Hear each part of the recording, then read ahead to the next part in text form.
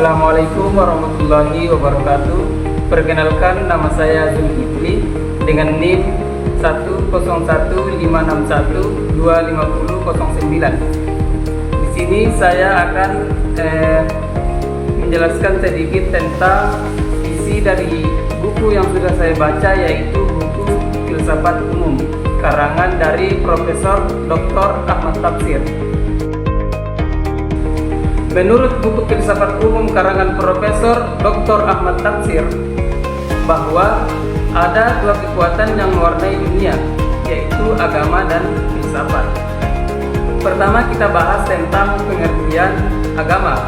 Menurut buku Filsafat Umum karangan Profesor Dr. Ahmad Tafsir, dulu Adam dan Hawa berada di surga. Demikian menurut Islam dan beberapa agama lain. Lalu Tuhan menginginkan mereka hidup di dunia untuk sementara. Tuhan berkata kepada Adam dan Hawa, berangkatlah. Lalu Tuhan memberikan jaminan untuk mereka kalau nanti Adam dan Hawa sudah sampai di dunia, Tuhan akan mengirimkan petunjuk. Isi petunjuk itu ialah tentang cara hidup di dunia. Peraturan tentang cara hidup di dunia itulah yang disebut dengan agama. Tapi di sini kita tidak akan berfokus pada agama, namun kita akan lebih berfokus kepada filsafat. Hatta mengemukakan pengertian filsafat itu lebih baik tidak dibicarakan. Nanti bila orang telah banyak membaca atau mempelajari filsafat, orang itu akan mengerti dengan sendirinya. Lampel juga berpendapat demikian. Katanya, setelah seseorang berfilsafat, barulah ia maklum atau tahu apa filsafat itu. Berbeda dengan Puja Wijatna, dia justru mengatakan bahwa kata filsafat berasal dari kata Arab yang berhubungan rapat dengan kata Yunani. Kata Yunaninya ialah filosofia, yang terdiri dari philo yang artinya cinta dalam arti yang luas dan sophia yang artinya kebijakan atau pandai. Pengertian filsafat memang sering berbeda antara tokoh yang satu dengan yang lain. Dikarenakan setiap filsuf hidup pada zaman dan kondisi sosial yang berbeda, sehingga persoalan yang mereka hadapi tidak sama. Perbedaan cara berpikir atau metode, ada yang menekankan akal, pengalaman, atau wahyu, juga membuat definisi filsafat menjadi beragam. Selain itu, para tokoh filsafat juga memiliki latar belakang budaya, agama, dan pendidikan yang berbeda, yang memengaruhi cara mereka memandang kebenaran. Karena itu, filsafat tidak memiliki satu pengertian tunggal, melainkan berkembang sesuai sudut pandang para pemikirnya.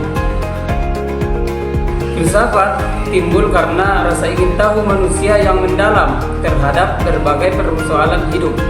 Manusia terdorong untuk mencari jawaban tentang hakikat kebenaran asal-usul alam semesta, makna hidup, dan tujuan keberadaan manusia. Selain itu, filsafat muncul karena manusia tidak puas dengan jawaban mitos atau tradisi, sehingga mulai menggunakan akal dan pemikiran rasional untuk memahami realita.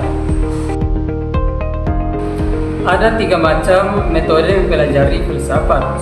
Yang pertama, metode sistematis, berarti pelajar menghadapi karya-karya filsafat. Dan yang kedua, metode historis, yang digunakan bila pelajar mempelajari filsafat dengan cara mengikuti sejarahnya, jadi sejarah pemikiran.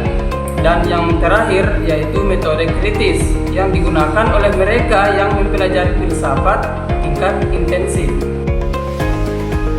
Sekurang-kurangnya ada 4 macam faedah mempelajari filsafat: agar terlatih berpikir serius, agar mampu memahami filsafat, agar mungkin menjadi filosofis, dan agar menjadi warga negara yang baik.